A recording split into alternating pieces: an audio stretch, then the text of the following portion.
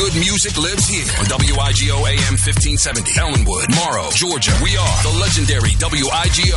Pacesetter 1570 AM Atlanta. You're now tuned into the Brown Note Experience radio show.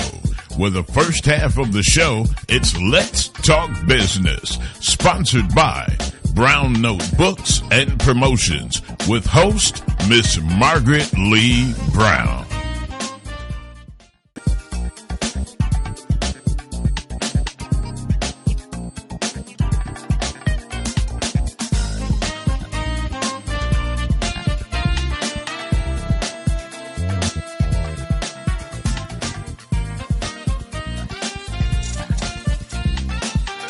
Hello, listeners. I'm Margaret Lee Brown. Some people call me Miss Jazzy Brown. I am your host this evening for the Brown Note Experience. Let's talk business. And I have my co-host here this evening with me, Captain Maurice Miller, better known as bodyguard to the stars, and co-host to the Brown Note Experience Celebrity Spotlight. We have a lot of information to share with you this evening, so I'm going to ask that you pull out your paper and pen so that you might want to take notes in some of the information that we give you this evening. So we're going to give you a few minutes to do that while I'm saying hello to Captain Miller. Good evening. Good evening, Margaret. How are you this evening? I'm doing well, thank you. And you're looking very dapper this evening. Boy, I tell you, we didn't recognize you when you came in the studio this evening. Ooh, you're much too kind. We have a lot of things that we want to share this evening, and we're going to have fun doing so.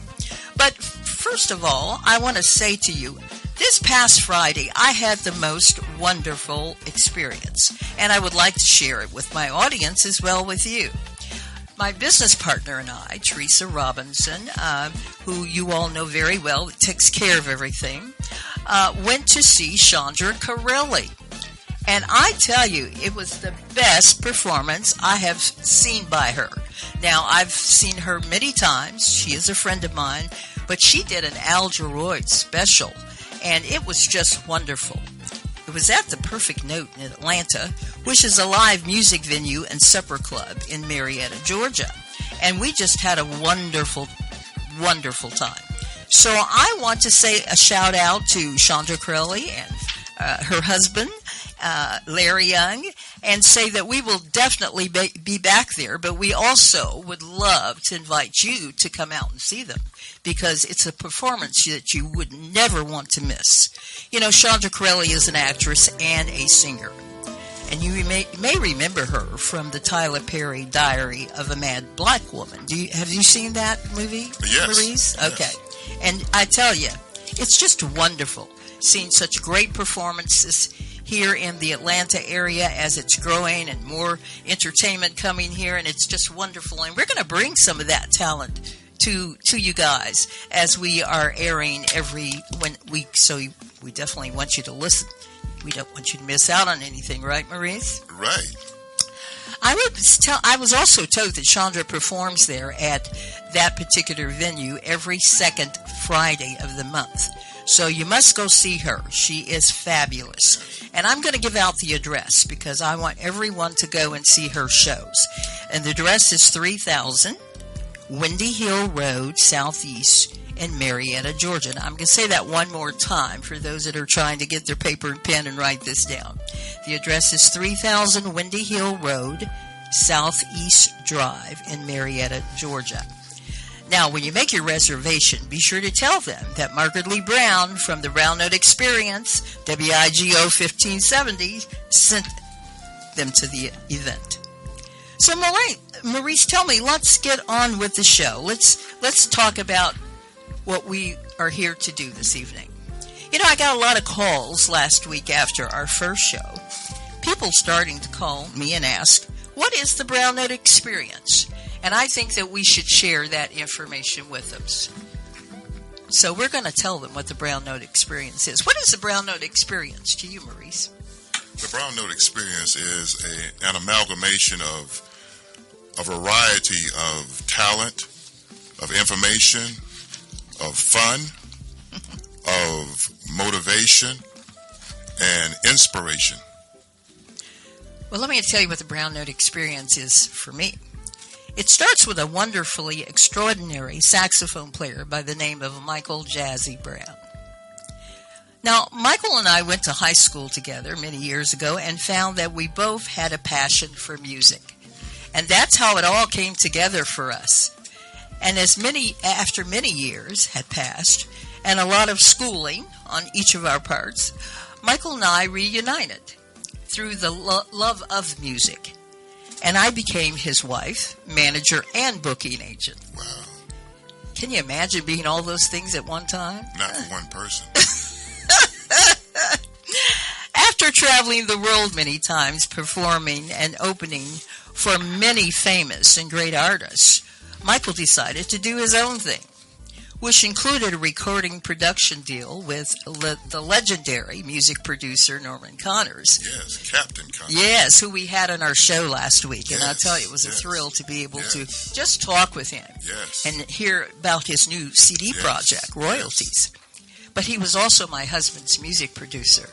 And over those years of recording and doing music, I really got to know Norman Connors very well and can say to this day that he is one of my very best friends. Yes. And we've got so much we're going to share with you guys over the air about all the things that this legendary music producer has done over the years. Now, during the time that Michael and I were kind of hanging out and I was playing all those roles, he was able to get a distribution deal with Warner Brothers, distribution through the legendary Norman Connors with Lightyear Entertainment. After many years of traveling the world, making music and enjoying life, Michael did become ill. That was probably the most challenging time in our relationship. But, in illness, other things come. The understanding of your purpose in life and why you're here. And so, leaving the hustle and bustle of New York City, we chose to move to McDonough, Georgia, and to be closer to our family. Michael no longer was able to travel the world and play music as he had been accustomed to, so things had to change. So we decided to open a nightclub in McDonough, Georgia. And guess what the name was? What? Jazzy Brown. Of course. Named after Michael Jazzy Brown. Michael had said as his illness began that I said to him, what is something that you haven't done that you'd like to do? And he said, I want to be like Charlie Parker. I want to have a jazz club named after me. Right. And so that we did. And we had that for about 5 years. Wow. And it was wonderful. Great artists came through. Mr. Connors came through, and Roy Ayers, as we just played his piece not too terribly long ago. Yes. And I was told that I brought talent to McDonough, Georgia, like they'd never seen before. Yes, you broke ground. Yeah. Did you hear that too? Was that a rumor going around? It was knowledge, common knowledge. Was it really? Yes. Oh, okay. Well, I'm glad to know that people enjoyed it. And we brought name artists from everywhere, music, all genres, not just jazz, but R&B. We did a little country and western, I think, there for a minute. And we also had blues night. We had various nights. I didn't know that. Yes. Tell us about your relationship with Jazzy Browns. Now, were you a bodyguard at some point for some of the artists? I never had the pleasure of meeting you until recently, so I wasn't sure how you got to know Jazzy Brown. Well, Jazzy Brown came about in my hometown and relatively in my neighborhood. But due to the hustle and bustle of my occupation, I was in and out. But I frequented Jazzy Brown for a couple of times or even 3 times. And it was a beautiful place, live music, good ambiance, and everything was wonderful there. It started off being one thing, and it ended up being so many other things. Yes. It grew. It was like having a child, and then you're seeing that child grow up and do different things, and that's what Jazzy Brown did. And that was very, very interesting and exciting period of time. Yes. After after being open there for about 5 years, we were open for 5 years, and got the support of so many wonderful people, that because a lot of people in McDonough had not seen a club like that before. No, they haven't. I was told that I was the first woman to come in and open a club like that, so that was quite a challenge too as well, but had so much support from the people around who said they loved on a summer night being able to walk from their home to the club, because we were right in the heart of the community. Yes, so that made it very accessible to people, and people really enjoyed being able to go out, have a drink, and not have to worry about driving home. Yes, it was different. Yes, absolutely. Interior and just everything. I'm a jazz person, so I had to have that vibe when I walked into the building. So, like I said, it was very beautiful. The building, the interior, everything, the music, it would resemble exactly what she said, Charlie Parker's club. Yes, You know, yes. We it had a was lot that of way.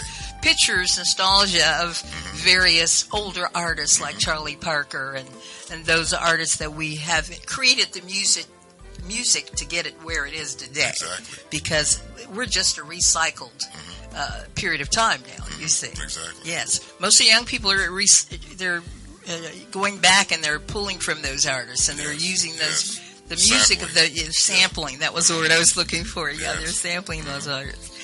Well, unfortunately, after dealing with illness over a period of time, Michael did pass away. And sadly, we just had a birthday celebration for him. You sure did. Yes. Tell the audience a little bit about that, because you became You were the star of the show. I was just doing the I was work, a page turner. Remember, I'm the wife, the manager, the booking agent,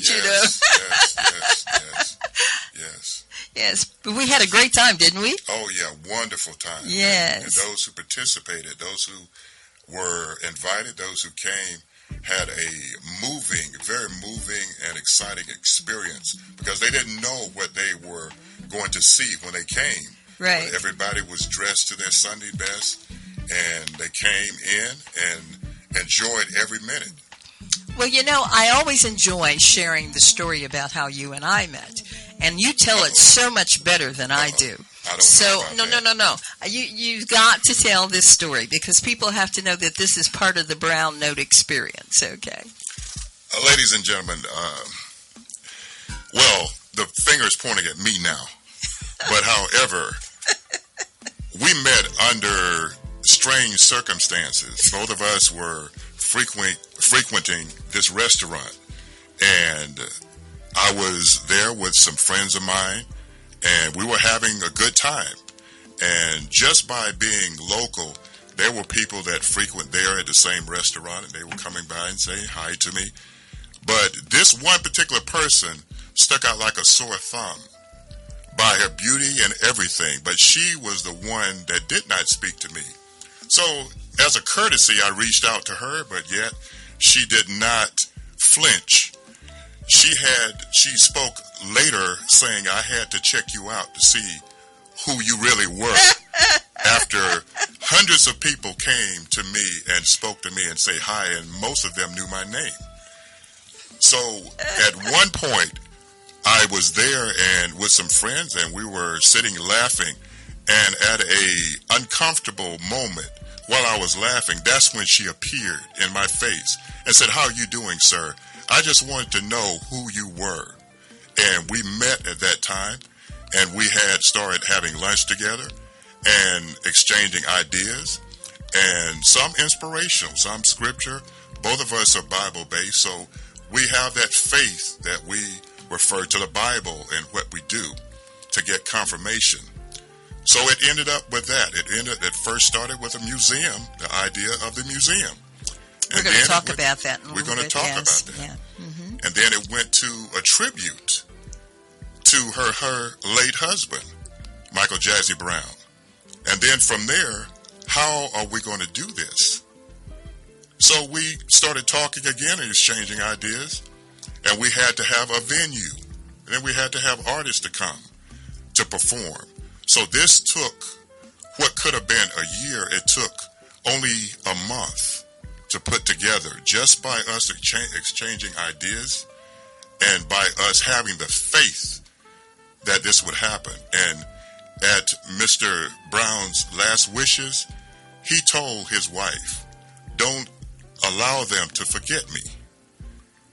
And that gave me more momentum to support such a woman as this, that was faithful to her husband and so into her husband, even after he had gone, to celebrate him on his birthday. So the rest is history. And just by her connection with Norman Connors, the giant, the great Captain Connors, we used him as the main focus. He accepted, and we invited him, and it was a meet and greet at that moment where there were several people to come and to experience this great man, Norman Connors, to celebrate his saxophone player, which was Michael Jazzy Brown. It was an interesting evening because we did something different than is normally done. It wasn't a concert. Mr. Connors didn't perform, but he actually came to meet the people. He came to meet Michael's friends and relatives. And I thought that was so touching for me because I hadn't seen it done that way before. But that's the way we put it together, and it worked wonderfully. And the people loved it because they got a chance to shake his hand. Mm-hmm. They got a chance Which is rare. Yeah. You know, you go to a concert, you see the concert, but you don't actually get to meet that person or touch that person. Yes. And so to be in the room, they were willing to pay to come if necessary. Mm-hmm. And we invited them all to come. Yes. They thought that was very unusual, too, as well, exactly. that they didn't have to pay to come to this event. They came out of the kindness of their heart, their memory of their experience with Michael Brown, mm-hmm. and wanted to celebrate his birthday. Mm-hmm. And so we brought him, Mr. Connors, in, and he and I sat and talked. I was able to use some of my past radio experience to be able to sit and ask him questions and let people really get to know him, because when, again, people come to concerts, they hear the music, but sometimes they don't really get to know about the person. And I think that up close and personal, for someone who has been in the business for as long as Norman Connors has been in the business, and all the people that he has brought to the forefront, that it was important for them to hear his story personally. Yes. So that made it extra special. And that was special. very rare. There was exclusivity. Yes, absolutely.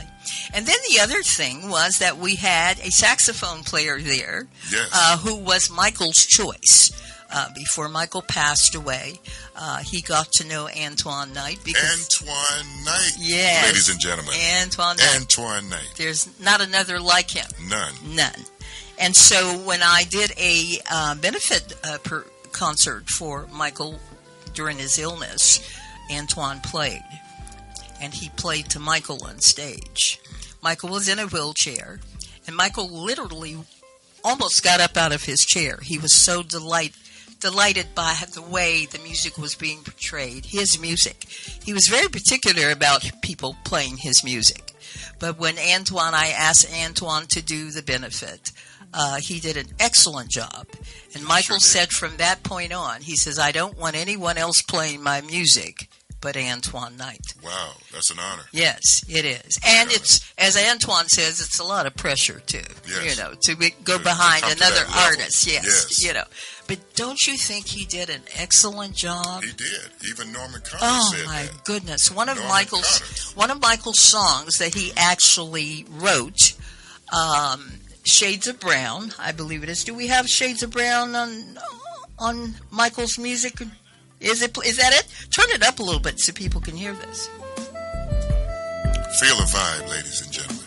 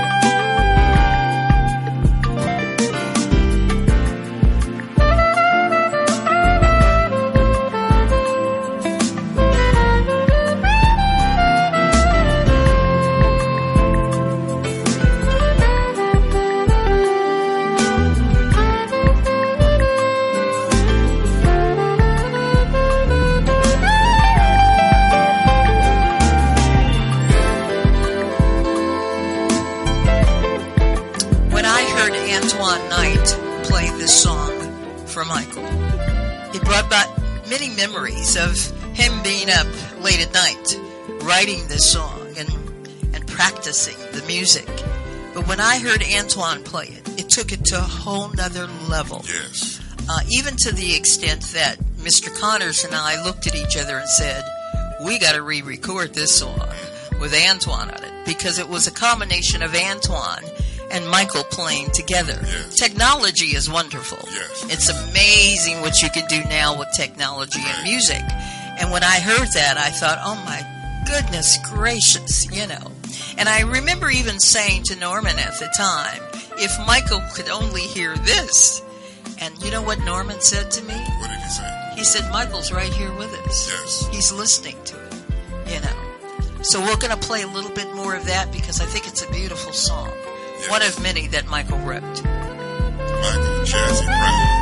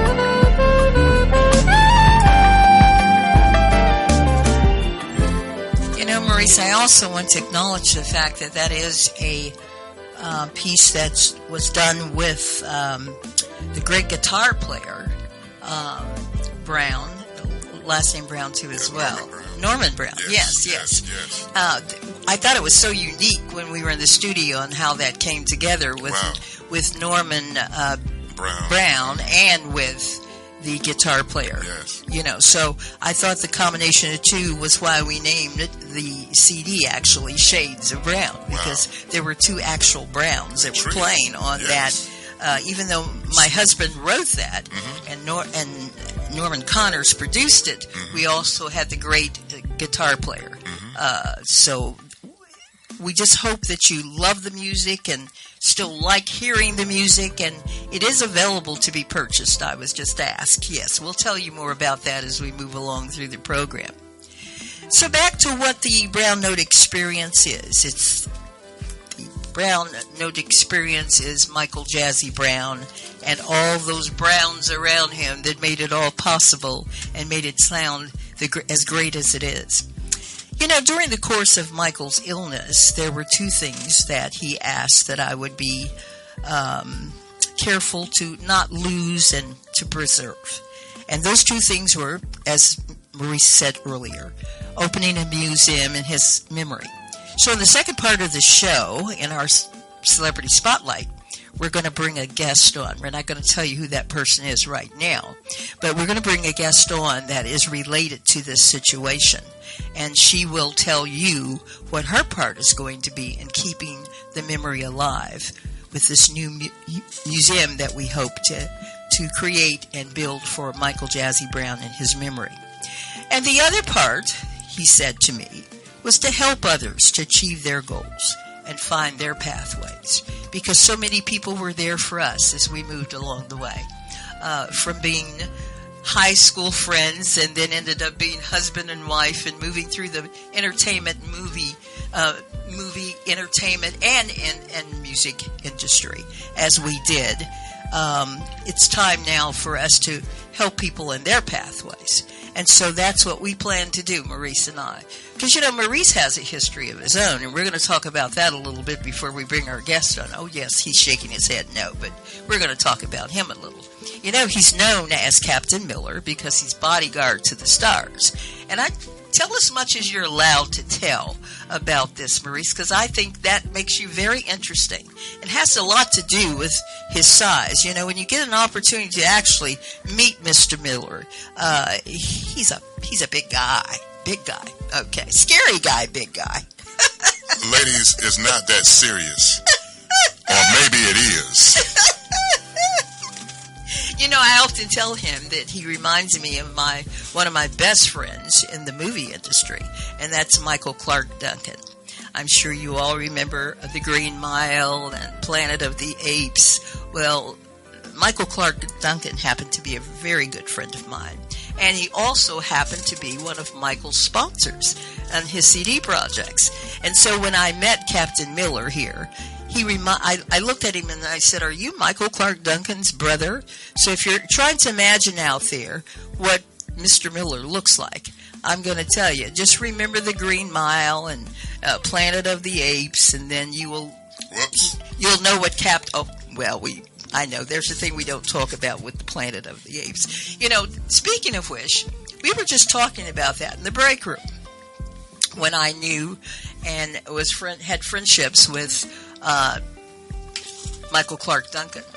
One of the things that he came to me with was a film that he was asked to do. And he wanted to know what my opinion was because, we were friends, and so he would ask for my opinion often about scripts and situations. And so he said he was offered this script, Planet of the Apes. And he wanted to know how I thought about that, how I felt about that. He says, I don't know. I think that could be a little racist, And we laughed about it and talked about it. And then I said to him, well, how much money are they paying you to do this movie? And when he told me the amount of money they were paying him, or would pay him to do the movie, I said to him, well, maybe it's not as racist as we think it is.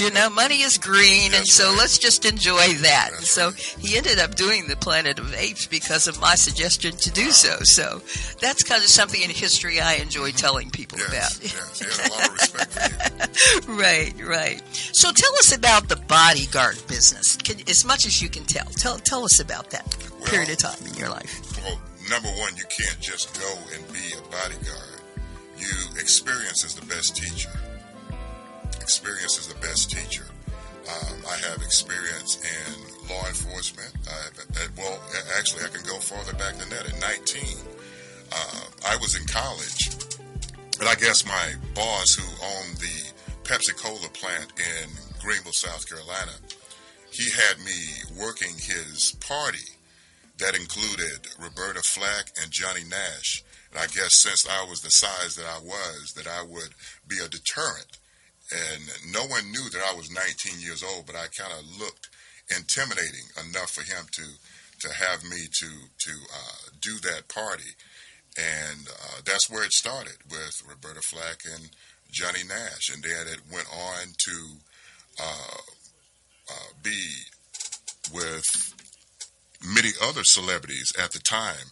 And with Jasmine Guy on the UNCF College Fund, I was on there with Jasmine Guy. And later on, I was eating dinner with Desmond Tutu and Harry Belafonte. Wow. And it went on from there, and I began to meet other celebrities and got into law enforcement at that time. And then after law enforcement, I was in leadership with two of the biggest airlines in the world. And also, when I got into the bodyguard sector, I was selected to be the primary bodyguard for Cardi B and Offset.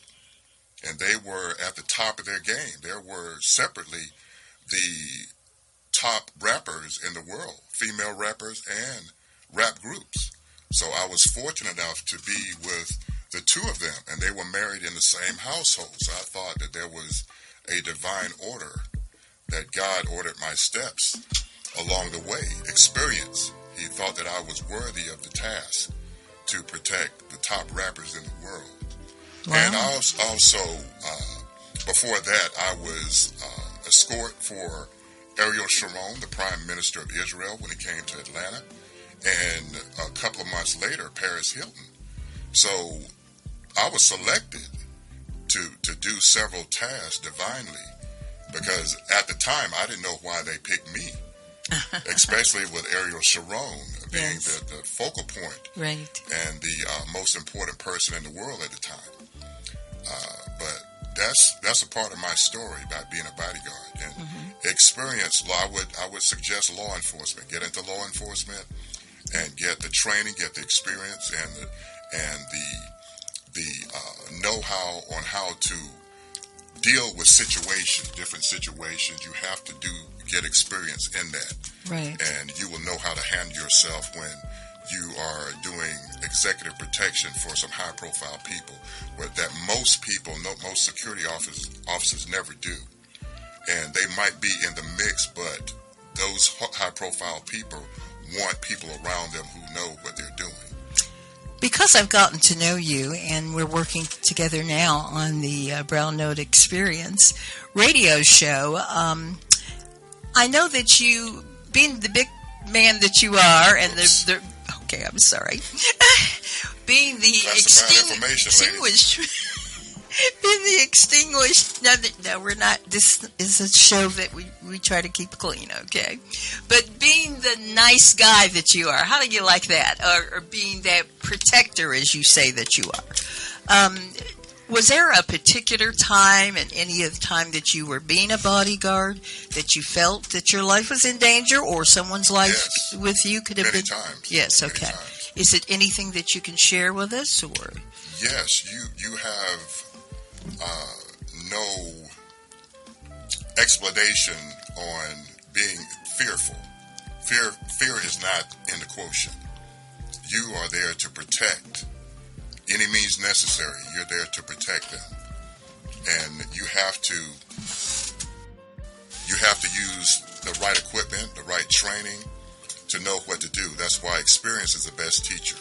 Yes. Law enforcement teaches you that, but danger comes at any time, and you have to be prepared to do so. That's why you are paid to do that and to protect them any means necessary.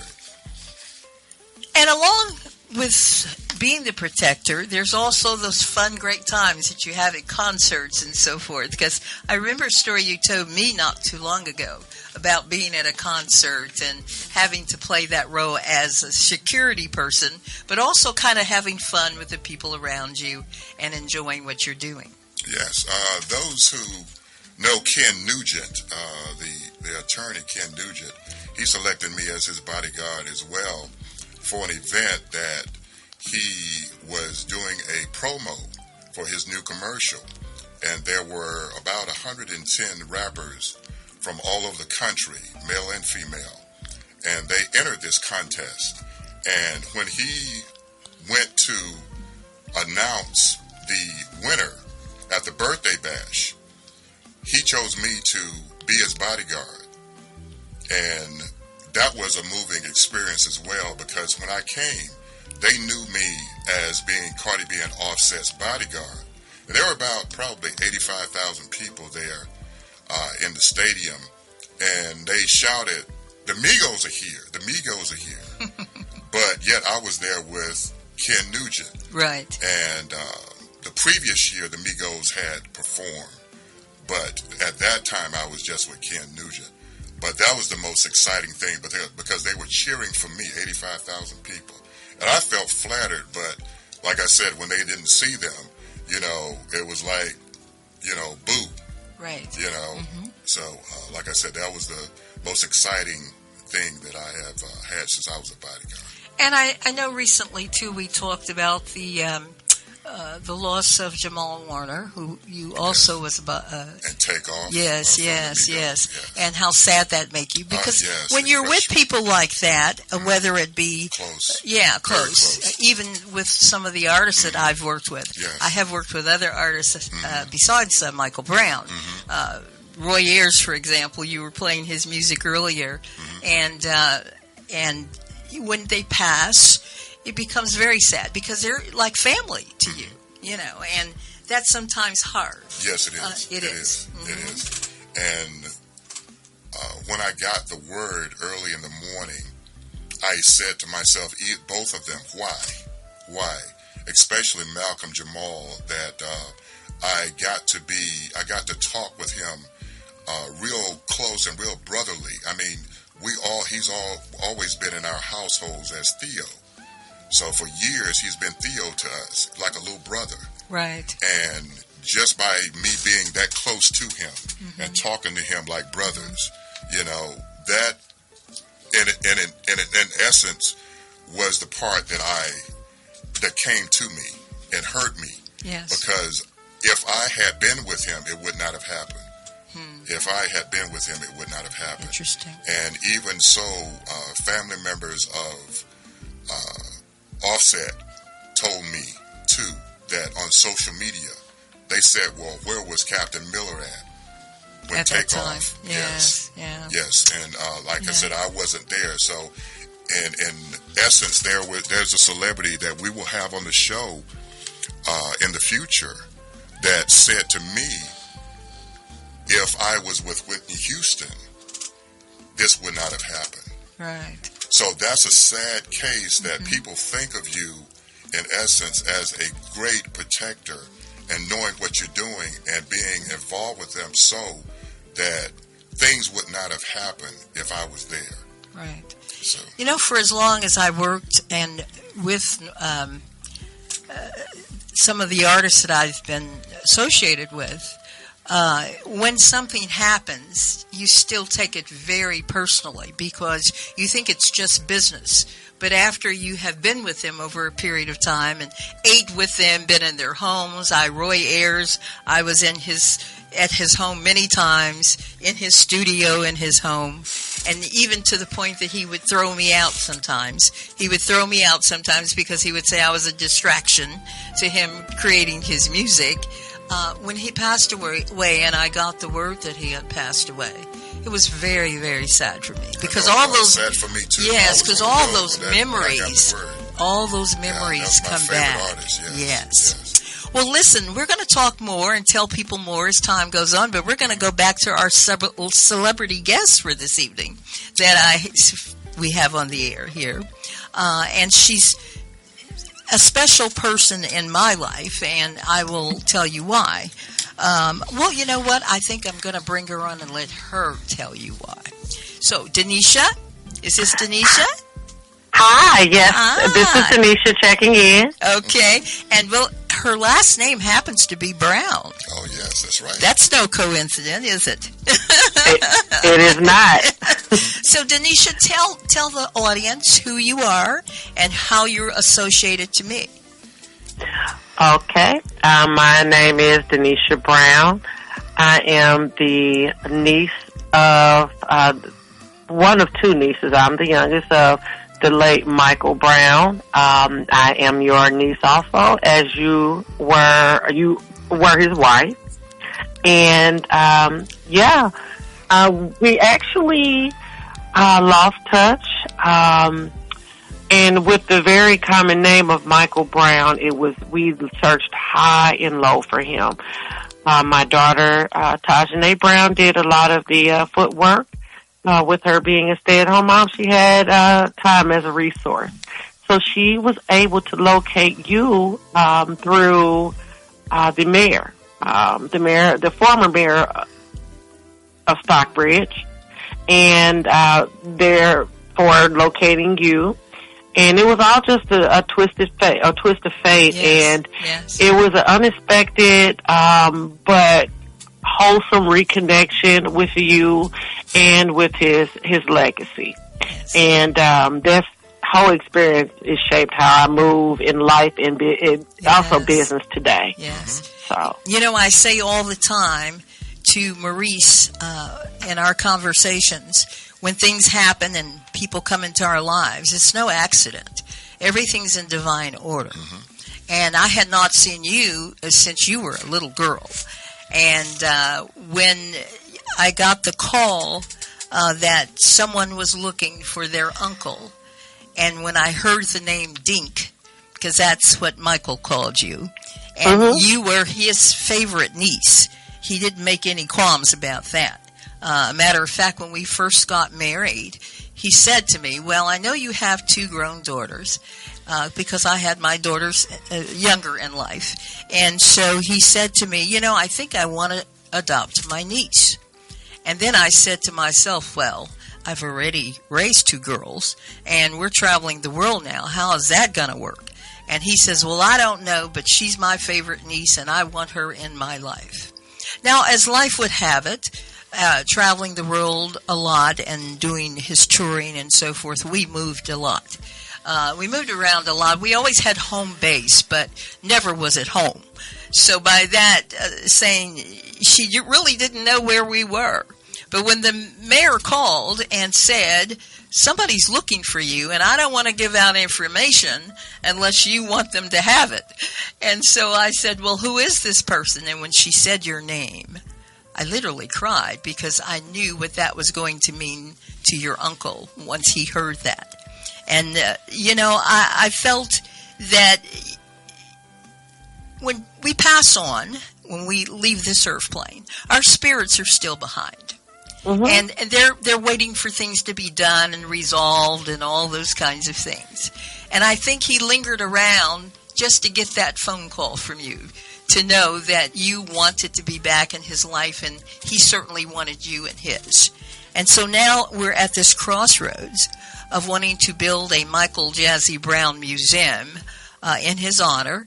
I thought to myself, who's the best person in the world to take on this task but this wonderful, sweet niece that I knew that he loved and wanted to be a part of her life. And because I am where I am in life now, I've done a lot of things, and I'm not that spring chicken anymore, but I certainly have good advice to give. But I think it takes a youthful person to take on this task of building this museum that I know is going to happen, and it's going to be a wonderful place for people to go and to be able to enjoy knowing about your uncle and all the experiences he's had in this lifetime. So I want you to know that we're just absolutely ecstatic about having you on the show today, and you will be on the show much more because I have other plans for you too as well, as I know that your uncle would want to happen.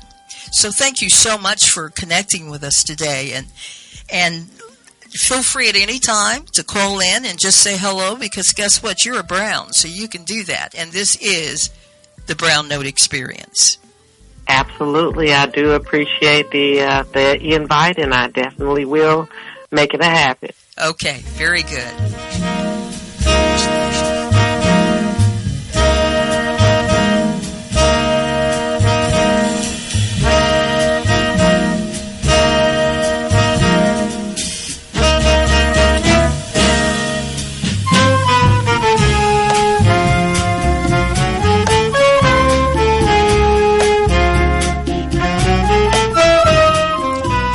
That you're listening to is a song that was written to Denisha by her uncle, called Denisha's Dance.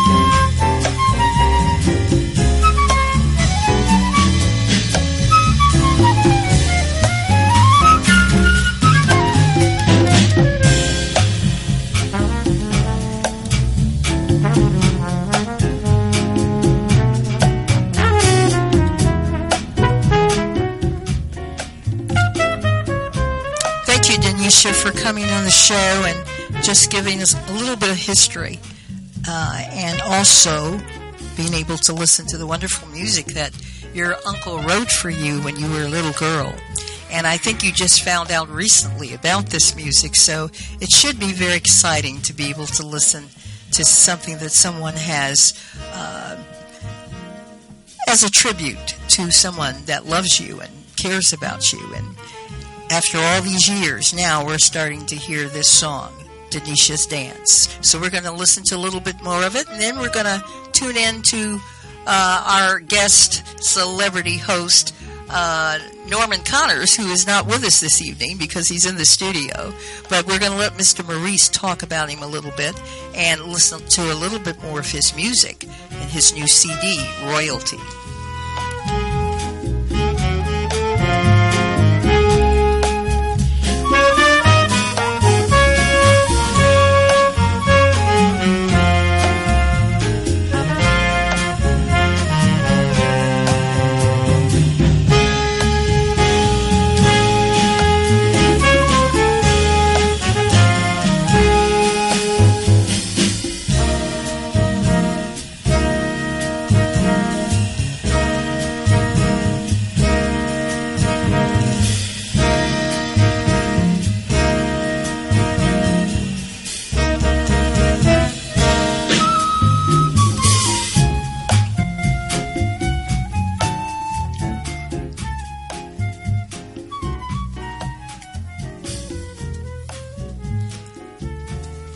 Ladies and gentlemen, we're going to begin Celebrity Spotlight. I'm going to talk a little about the man and the real myth about Norman Connors. I told you about the paradigm shifts of music that came from jazz, soul, funk, R&B, even reggae and pop, and some gospel. But as for me and Norman Connors, we came out of the generation of the baby boomers. And I like it when the Google app pulled up the definition of baby boomers. And paraphrasing, it said that the baby boomers had more effect in the changing of music and things in general that we experience today. And as Norman Connors, the composer, the arranger, the band leader, the percussionist, the vocalist, and also an electrifying player in concert, he has evolved in all of those genres to produce a new CD. I was told by him that he has 85 albums under his credit, and he's still relevant today. He has discovered people of likes as Phyllis Hyman, whom he's produced, Dee Dee Bridgewater. He's discovered Stanley Clarke and Norman Brown, and there are many others. But as the story of King Midas, he is King Midas. Everything he has touched, even himself, has turned to gold. We're going to listen to a little of his new CD titled Royalty. Let us hear Magazine Girl. Steppers, stand by. Many places, love in your faces. When you enter, you win by, you a winner. Every little step you take, I'm here. The makeup that you wear, the sparkle in your hair. You're my favorite work of art. The diamonds and the gold, your sexy dressy mode. You're a flower, worlds apart. Girl, I met you on the cover of my favorite book. Now I wish that I could hold you in my tender nook. You're my sexy jazzy baby, my fantasy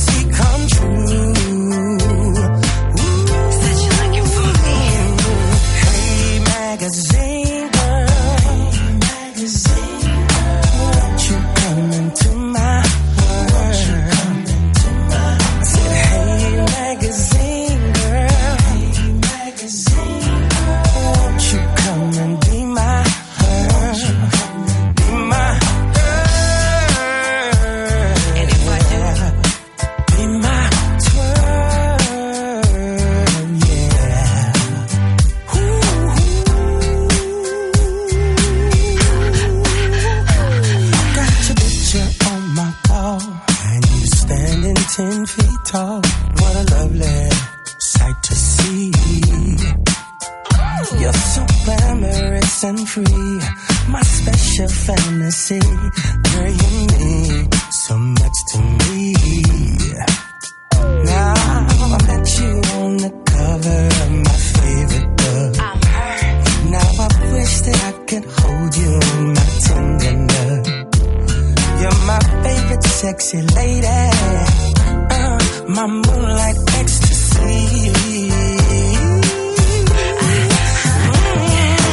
Hey, magazine girl, oh, won't you come into my world? Hey, magazine girl, oh, won't you come and be my world? Be my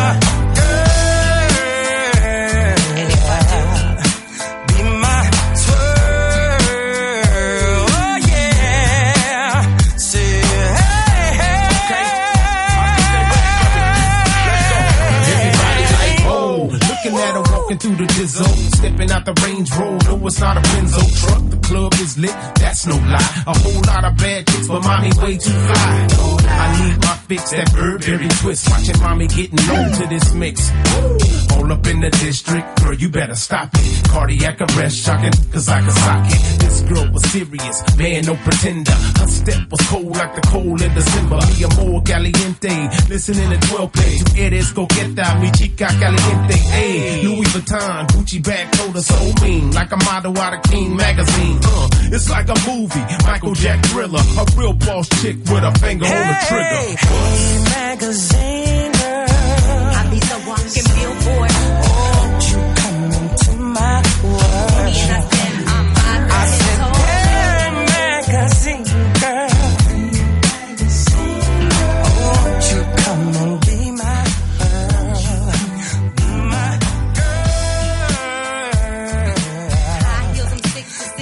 This is a tribute to the late Michael Jazzy Brown,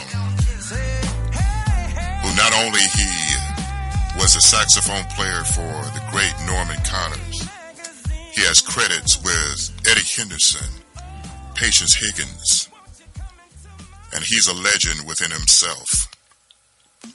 Let's all remember our forerunner, the late Michael Jazzy Brown. And this is why we call it the Brown Note Experience, because it not only represents Michael Jazzy Brown, but all those people that have been associated with and around him. And as the show goes on every week, we're going to share this information and these people with you. But I wanted to mention, so that you can get prepared, that in February, it's going to be our Women in Business Month. And we're going to share a lot of women who have been successfully bringing us very interesting businesses of all types. So get prepared for that in February when we bring our new sponsor on for that particular show, Women in Business. But back to our evening of what is the Brown Note Experience. This has been a thrill for me because Michael Jazzy Brown, of course, as you know, some of you know, my husband, he and I were great business partners and wonderful friends. And Norman Connors, of course, who I've traveled the world with his wonderful music and all that he's done. And we're very passionate about promoting Norman Connors and his new project, because we never know from one day to the next, right, Maurice? As to whether we're going to be here or be able to share. And since we were with Mr. Connors not too terribly long ago, we just found that we really wanted to share his pathway now, because we think it's more important now than ever. Don't you agree, Maurice? Yes.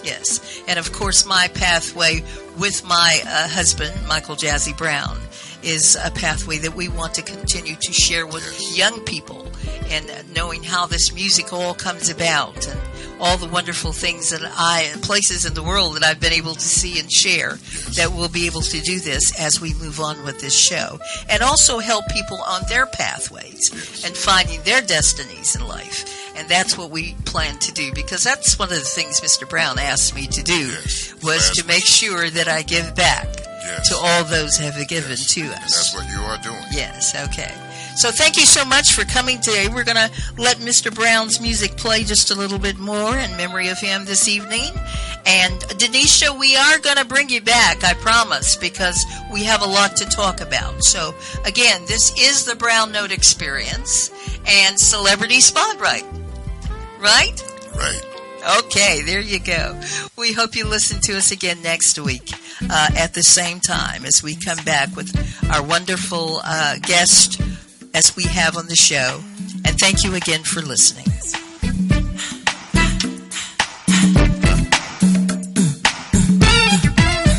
I was caught up in a daze, but when reality hit me in my face, I know my heart was shattered all over the floor.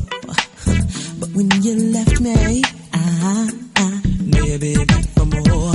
Are you gonna give me what I want, babe? Did I make you see I'm all you need? Ooh, and if you're gonna give me what I want, baby, then I'll make you see I'm all you need. Nah, nah, nah, nah. Yeah. That's right. Now, here you are at my door. Listen to me, you won't know. Ain't that a shame? And you say that my grass is greener. Baby, baby, I better see you learn a thing or two about loving me. I waited for you to come around. Oh, to your senses, you say you're bound. And if you truly wanna be my girl, all you got to do, bring it to the front, babe.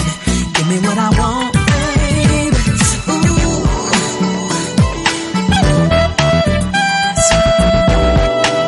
Michael Brown.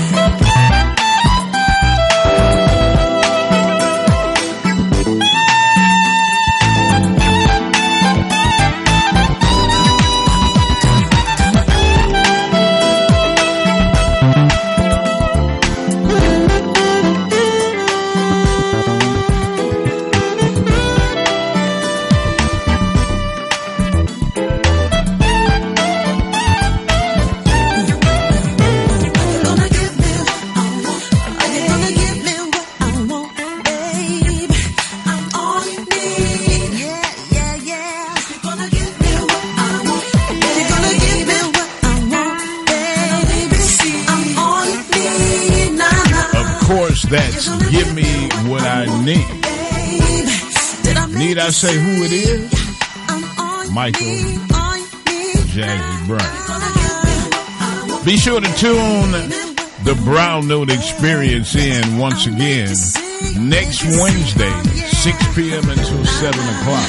You don't want to miss it. Right here on the legendary WIGO.